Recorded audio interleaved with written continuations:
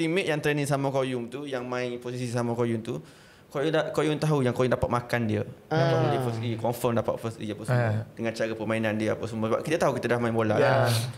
So tiap-tiap game dia main, Kita reserve 18 pun tak ada, 24 tak ada squad, tak ada squad. Orang kata kalau keluar kat TV tu kan nama tak ada. Oh, jenuh nak cari mana Koyum ni kan. So kita pun cakap dengan budak dia orang, cakap, macam mana kau dapat main first E ni, tiap-tiap game apa semua?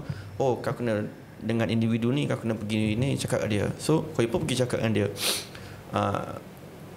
macam mana nak main first E. Dia pun cakap, boleh nak main Yum, tak ada masalah, tapi awak kena bayar saya RM1,500 setiap bulan. Saya dia minta gaji pula. Ya, saya boleh push nama awak dekat head coach. Lama. Faham, maknanya dunia bola dia pun ada juga permainan duit tu ya. Ya.